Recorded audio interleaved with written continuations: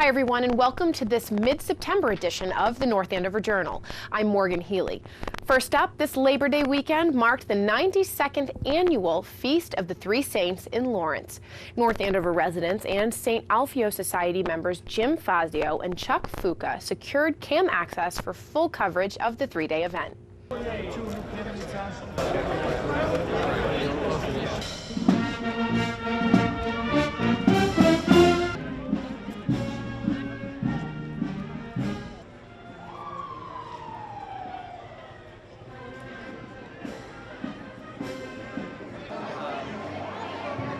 We love you all. Are you live? Get set.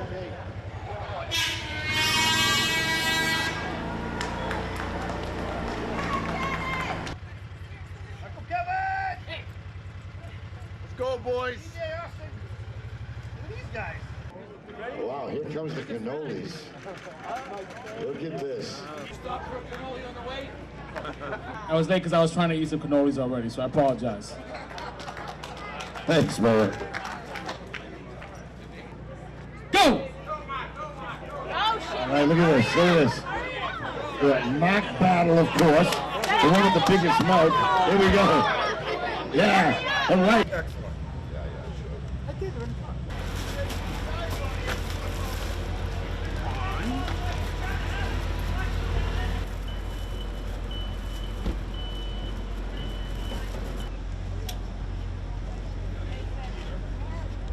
We have tonight a reenactment of what happens in Sicily. The entrance of the three sections of the city, the three bands. So that gang over there on Common Street, there's a crew that's saying a prayer right now to the saints, and they're going to start coming down. What's over there? Union Street. There's another crew on Union Street. They're coming with their torches, and they're saying a prayer.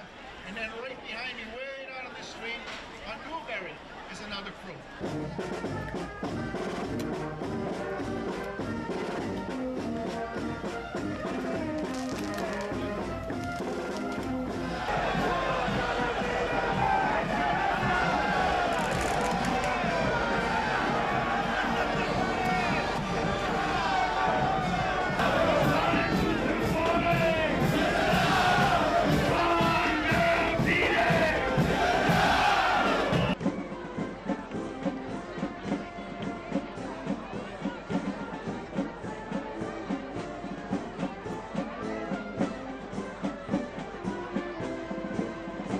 I want to welcome you to the 92nd Feast of St. Alfio.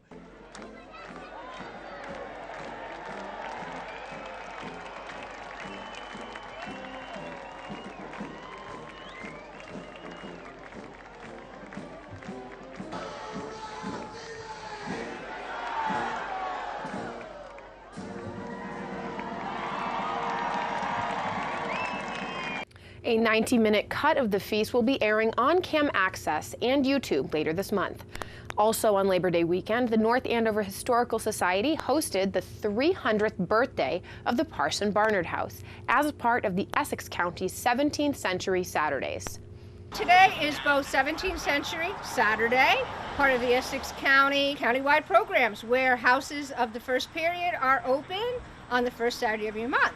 But for us here at the Parson Barnard House, it's a very special day. My name is Parson Thomas Barnard, and we're here today to celebrate the 300th anniversary of my house. Today we have some very special volunteers who have generously come and given their time to give you a wonderful experience through the house. We hope you will enjoy looking at the house and understanding that it has been here for a long, long time.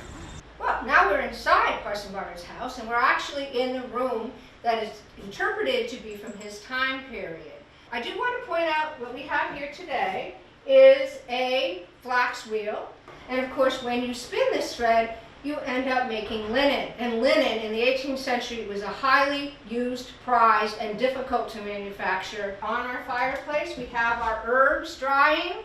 And today when you come to visit us, we have our own herb garden in front, which was generously donated by and maintained by the North Andover Garden Club.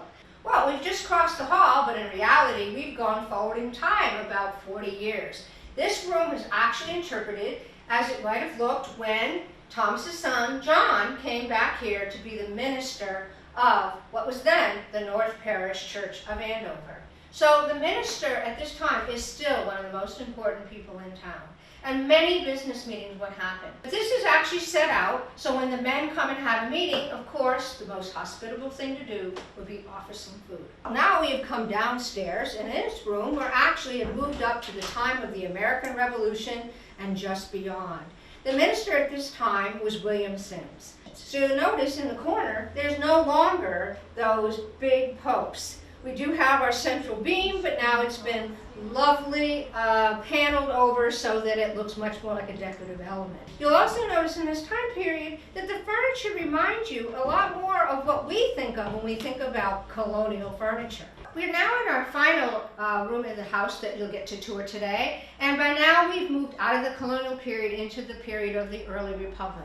In this room, the big difference you'll notice is wallpaper, and the wallpaper on the walls today is a reproduction. However, it actually is a very good reproduction of wallpaper that was found in this house. We can tell that the wallpaper around us dates from 1815, but more spectacular, right behind me, is the survival of the 1865 wallpaper. The wallpaper that we see here reproduced comes from a different time period, the beginning of the Industrial Revolution. Again, we are so grateful at the Historical Society because without all our wonderful volunteers, there is no way that we could do 1/4 of what we are currently doing for North Andover. You can still visit the Parson Barnard House on this season's final 17th century Saturday, October 3rd. Meanwhile, another one of North Andover Historical Society's sites is getting a makeover. Nearly a century ago, Fletcher Steele was considered one of America's premier landscape architects. Of the 700 spaces he designed, the gardens at Rolling Bridge on Great Pond Road is considered one of his best. The town owns the fountains as part of a trail easement, and now, thanks to a grant from the Methuen Festival of Trees, restoration work is finally being done on the crumbling masonry. Guests are welcome to walk the trail and see the work being done, or call Rolling Ridge Executive Director Larry Peacock to schedule a tour. Did you know that September is Library Card Sign-Up Month? We caught up with the Assistant Children's Librarian at the Stevens Memorial Library, Chelsea Bell, who gave us more details. My name is Chelsea and I work at the Stevens Memorial Library. We are so excited to announce that September is National Library Card Sign-Up Month. Our goal is to do our best to see that every school-aged child in North Andover has a library card. The library card is one of your most important school supplies, and it's the coolest card you'll ever own. In fact, speaking of cool, the honorary chair of Library Card Sign-Up Month 2015 is none other than Snoopy himself, from Charles Schultz's Peanut Gang. Moms, dads, grandparents, come get your library card too. Why is the library card the smartest card you'll ever have? Your library card can open up new worlds for you. You can do all sorts of things with this card. Just take a look at how some of our patrons use their cards. I use my library card to check out the newest DVDs and the newest books. I use my library cards to check out books. I use my library card to do my family research on the library computers. Did you know that you can check out music CDs with your library card? And if you want, you can download music from our Freegal service. Freegal lets you download to your different devices, so your iPhones, your iPads, just play it on your computer. Make your own music disc. I use my library card to check out books such as Diary of a Wimpy Kid and Big Nate. I use my library card to check out museum passes. I use my library card to come in and use the internet. I use my library card to download the ebooks that are available at my library website. I use my library card to check out movies and books, like what we read for book group. I use my library card to check out magazines. I can also go to the Stevens website, www.stevensmemlib.org, and check out magazines as a downloadable using the Zinio service. I use my library card to scan out DVDs and books. I use my library card to check out books and movies. Come use your library card at Stevens Memorial Library. Turning now to our arts and entertainment segment, it's back to school season, and teachers Mrs. Wormwood and Miss Buttercream have some cultural homework for all of us. Stop it! Stop it! Oh! Oh! Hello, North Andover.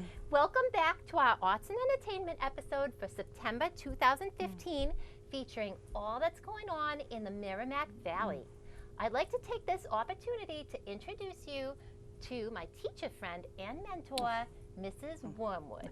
Well, this here is my irritatingly chipper new teaching assistant, Miss Buttercream.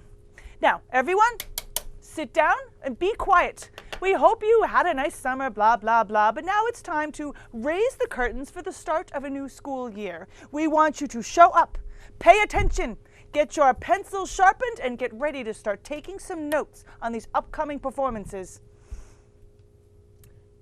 Let's start with a roll call to make sure everybody's here and get ready for a new season of theater. Please begin. Okay. Jerry Finnegan. What about Jerry Finnegan's sister? No, Miss Buttercream. Jerry Finnegan's Sister is the name of our first featured show. It is going to be at Acting Out's Daily Theater in Lawrence from September 25th to the 26th. It is a romantic comedy about a boy who has had a lifelong crush on his friend Jerry Finnegan's sister, but he cannot seem to get up the courage to speak to her. Really? Oh. Sounds like a great date night show. Reminds me of young love and old school days. Like when you were a new teacher, Mrs. W. Miss Buttercream, snap out of it. We have got a show to do here. Sorry. Well, that's right. Anyway, for tickets and more information, refer to the website at www.actingouttheater.com. Okay, so next on the list we have Sweeney Todd, Sweeney. Miss Buttercream, Sweeney Todd is not a student. He is the demon barber of Fleet Street. This unsettling yet wonderful show is starring quite a few actors from the Merrimack Valley. It will be playing at the Wakefield Repertory Theater from September 25th through the 27th and again on October 3rd and 4th. For more details, refer to their website at www.wakefieldrep.org. Sounds scary. You'll be fine. Okay, Mrs. Woodworm. Well, this next one is kind of puzzling it. I'm sure. It says, the man who came to dinner? But I'm not having anybody over for dinner. Oh, Miss Buttercream, this is not about your social life. We've got a roll call to get through here. We'll never get this class started. Clean up your act. I get it, Wormy. That's the name of the next featured show. The Man Who Came to Dinner will be playing at Spotlight Playhouse at the Nicholas Ross Auditorium in Haverhill City Hall from October 2nd through the 3rd, and then again from October 9th through the 11th. The Stanley family in O-H-O? That's Ohio, dear. Oh, I get it. Ohio. The Stanley family from Ohio has invited the famous but arrogant Mr. Whiteside to dinner. Mr. Whiteside slips and breaks his hip at the front door and forces the Stanleys to let him recuperate and wreak havoc in their home. Well, for more tickets and information, refer to the website at www.spotlightplayhouse.org. Well, that sounds like a lesson in hospitality. And for a lesson in geography, we should take this entire class to see the very talented Acting Out Junior performers at the Topsfield Fair on Sunday, October 4th. And that's because the theme will be A Look of London, which England. will feature songs from the other side of the pond, including A Spoonful of Sugar from Mary Poppins. It's my personal fave. I know. Lovely from My Fair Lady. And Food, Glorious Food from Oliver, much like the food at the Topsfield Fair. They do have good munchies there. And the theme from Downton Abbey. Just kidding. Sorry. Sorry. Anyway, write this down. If you plan on attending the Topsfield Fair to see this supercalifragilistic performance, you can save time and save money by pre-purchasing your tickets at www.topsfieldfair.org. There will be a quiz on this. Wow, Mrs. W., that was just a lot of great theater we covered for the next couple of weeks. I can't wait. Well, Miss Buttercream, there are many more great shows to cover in our next lesson, but I think that for today... Whoa. And last but not least, I just have to tell you, there's an exciting new growing theater group in town. Oh. They perform just the music from famous shows, and without all the fancy sets and all the yada, yada, yada. Yada, yada, yada. Yes. I think that's like sets and dancing. Yada. Something like that. Yeah. The group is called the Revolution Theater Company, based in Andover. They will have their first ever performance, and it is of the musical Titanic at the Andover Collins Center on October 9th and 10th. This could be our history lesson. Well, I don't want to miss the boat on this one. Sounds fabulous. How do we get to see this show? Well, you get to refer to their brand new website. It is at www.revolutiontheatercompany.com. Well, that's about all that my brain capacity can hold for school today. And that means we're done. Well, thanks again for watching, and cheers to you, North Andover. Cheers. Really? At least they took the pencils out. Thank you, ladies. Now we'll turn it over to our Senior Center correspondent, Lester Rugg, who has a whole slate of activities and events lined up for the month. Hi, folks. If you haven't recognized me before, my name is Lester Rugg. I'm an advocate for the Senior Center of North Andover, and each month we try to give you a report on what's going on. Irene O'Brien, in her letter, every 3 months, likes to give something from her desk. We're going to take some excerpts from her writing there. And I have to tell you, what a summer we've had. The Senior Center is a gathering point for so many different programs and activities. During the summer, we visited the State House, museums, Hampton Beach, Wentworth by the Sea, a mosque in Billerica. I think that was a wonderful thing as well. It's kind of open-ended and hopefully bring us to more of an understanding of another culture. We attended 2 musicals, theater performances that I think are wonderful, and we enjoyed a day in Rockport. We hosted ice cream socials, and of course, you know I love that, and Tuesday evening dinners along with our monthly supper club. 35 of our seniors volunteered to help out with the 4th of July road race by doing packet stuffing and registering on the day of the event. It was well appreciated. On Wednesdays, Fresh Table will continue through October and is going strong.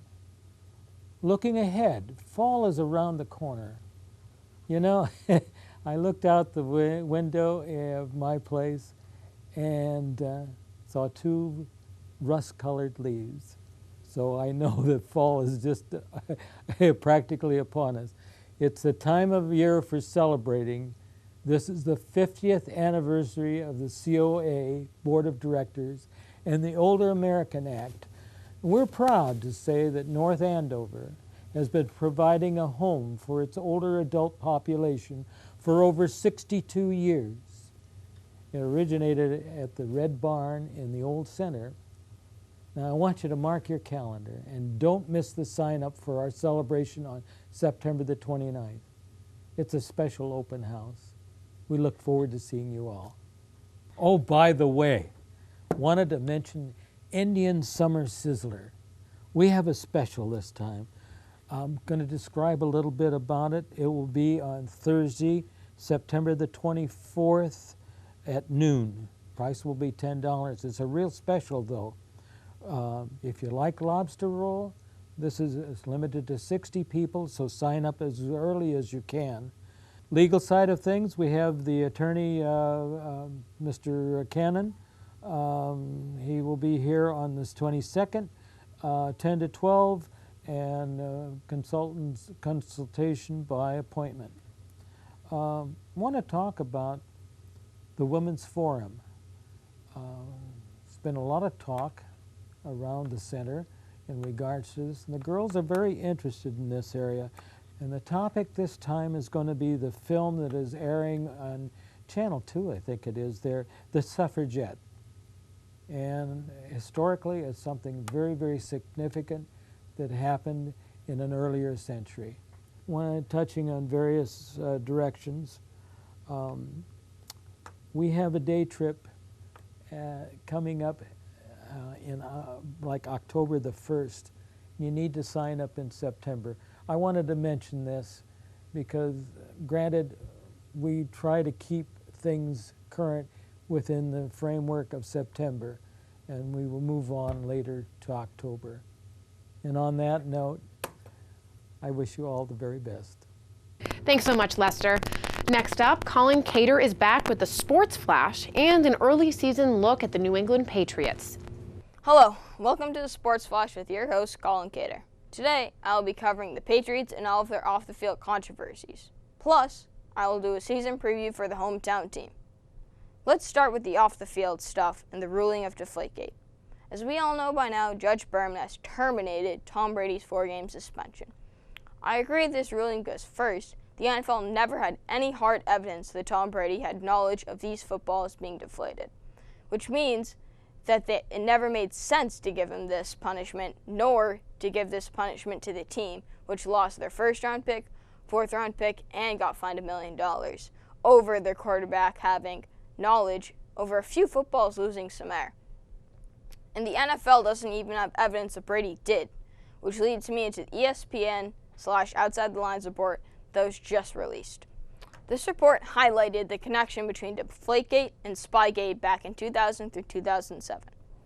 Back in 2007, the Patriots were handed a fine and a loss of a draft pick for their role in Spygate, which was filming other teams' play signals. The reason the Patriots got a very small punishment for a big crime was because of Robert Kraft, the Patriots owner, and his relationship with NFL Commissioner Roger Goodell. Goodell basically got his job because of Kraft. Kraft was a very big fan of him and was very influential with owners voting him in. In 2007, though, the owners were very harsh on Goodell for giving the Patriots a small punishment. So, this year, in 2015, when the Patriots did this small crime, Goodell gave them such a harsh punishment as a redo for what happened in 2007. I do agree that there is sort of a connection between these two crimes, but I do think the ESPN exaggerated the deal that Spygate was, making it something much bigger than it actually was. So let's move into the good stuff, the on-the-field stuff in my season preview for the Patriots. The Patriots started off on Thursday Night Football against the Pittsburgh Steelers with kickoff around 8:30 p.m.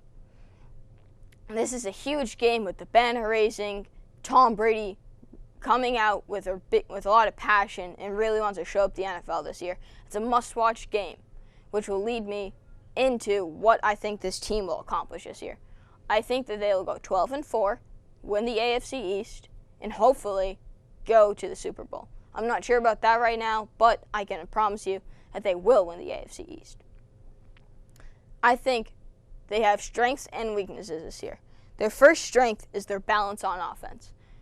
After picking up LeGarrette Blount once again last year, the Patriots have gained a good rushing attack, and of course they have the balance with the best quarterback in the league, in my eyes, Tom Brady, throwing to star tight end Rob Gronkowski and star receivers Julian Edelman and Brandon LaFell. This balance really makes defenses confused because they don't know whether to pack the box against the rushing attack or if they should spread out and try to stop the receivers and tight ends. Next, their next strength is their linebacking core, led by young linebackers Gerard Mayo, Donta Hightower, and Jamie Collins. All these guys are playmakers that can force fumbles, catch interceptions, tackle, but the most important thing that they all are, they're all very smart players. They can stop the other team when they need to, and they can really anticipate what the quarterback is going to do. This sets them apart from other linebacking corps in the NFL with their talent and their very high IQ. And the last strength of the Patriots this year is their front four, led by edge rushers Chandler Jones and Rob Ninkovich, plus up the middle they have Dominique Easley and Malcolm Brown, the past 2 first-round picks for the Patriots. It looks like that this young the young front four is very promising for this team this year, which could lead to a lot of stops in the run game and pressure on the QBs. Now let's move into the weaknesses. Their biggest weakness this year is their secondary. They lost star cornerbacks Darrell Revis and Brandon Browner to free agency this offseason, and they lost nickel corner Kyle Arrington also to free agency. This is in for a weaker secondary than was last year, and it was one of the best in the NFL. Hopefully the Patriots can make up for this weak secondary with their linebacking core and front four. Also, their other weakness is their edge rushers, when edge rushers on the other team attack Tom Brady.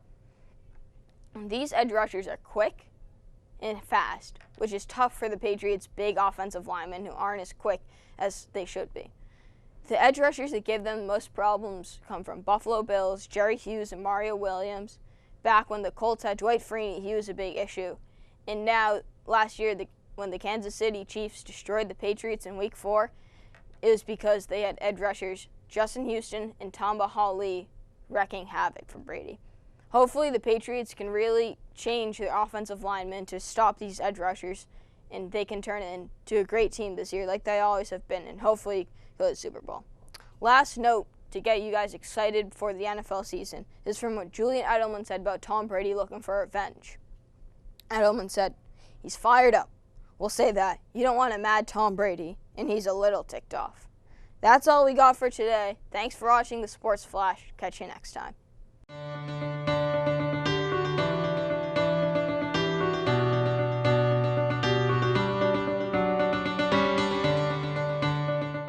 And now it's time for our Cam Ed update. This month we met with Dr. Jennifer Price, the new superintendent, who took the opportunity to formally introduce herself to the town. Hello and welcome to this month's segment of the Journal. I'm Jennifer Price, the superintendent of schools here in North Andover, and I want to wish you all Happy New Year. In schools, this is a new year. We're really excited about the new year. We opened our new year last week with an opening day where we honored 4 of North Andover's teachers who have actually been working in the schools for 30 plus years. Those are Janet Gaffney, Susan Murgo, Andrea Tepperman, and Lori Rotler, all who have been working here in North Andover for over 30 years. I also spent some time talking to the teachers about the important aspects of education and what I believe are the most important aspects of education, and that is first and foremost that it's about all kids, that our job is to make sure that we provide equal access to an excellent education for all kids, with a clear understanding that equal doesn't mean the same. What each kid may need in order to access our excellent education might be different, and that is our job to make sure that our kids are able to access all that is available within the North Andover public schools. And I also talked about how that job can be really hard, and that one of the things that we need to do is make sure that we're working together, that we're collaborating. Gone are the days, if they ever existed, of teachers working in isolation. It's really about us collaborating and working together. And I let them know that really my job is to support them in that work, that the most important things that happen in schools don't happen in this office. They happen in classrooms, and they happen in offices between our educators and our kids. And so it was a great opening day, and then we transitioned right into some professional development last week, and then schools opened this week. And I will tell you, I've been in all schools multiple times, and it's just been so great to see the kids leaning in, the teachers leaning in, and watching all the high level of engagement from the kindergarten up to the high school. It's so fun to watch kids excited to be back in school and excited to learn. And I just want to remind you of 2 things. One is there's still time to fill out my entry survey, which you can find on the North Andover Public Schools website. And last but not least, you can still follow me on Twitter at NASUPT, NASoup. It's a great way to just kind of see what's going on a daily basis here in the North Andover Public Schools. Thanks for watching this month. I'll see you next month. Thank you, Dr. Price, and welcome to North Andover. Over the summer, North Andover Public Schools christened their new administration building on the corner of Osgood and Main Street, where they held their first committee meeting last week. The new headquarters features a conference room wired for 21st century multimedia presentations, plus a direct feed back to the North Andover Cam studio. The school committee will be televising their meetings from the new admin building from now on, rather than getting bumped out of Town Hall for conflicting with the Board of Health. You can catch every school committee meeting on CamEd.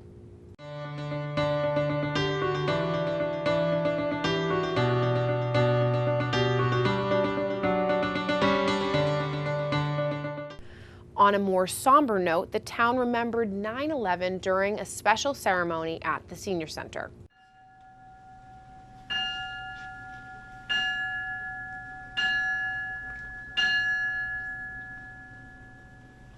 Members of the North Andover Police and Fire Departments were on hand to pay tribute to their fallen counterparts in the attack on New York City 14 years ago. Now let's turn out to the CAM event calendar for the next few weeks. When you pick up your new library card, why not catch a free show? The Stevens Memorial Library will be screening this spring's highly stylized blockbuster, Mad Max Fury Road, on September 20th, and the critically acclaimed historical drama, The Water Diviner, on September 27th. Also at the Stevens, the Meet the Authors series continues with Judah LeBlanc, writer of Finding My Place, One Man's Journey Through the Middle Ages, on September 24th. You can visit stevensmemlib.org for a full schedule of events. The North Andover Merchants Association will be holding their annual Fall Festival on September 26th.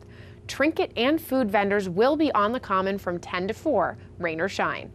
There will also be games, pumpkin decorating, pony rides, and more, all to benefit the middle school's after-school robotics program and Everyone's a Player.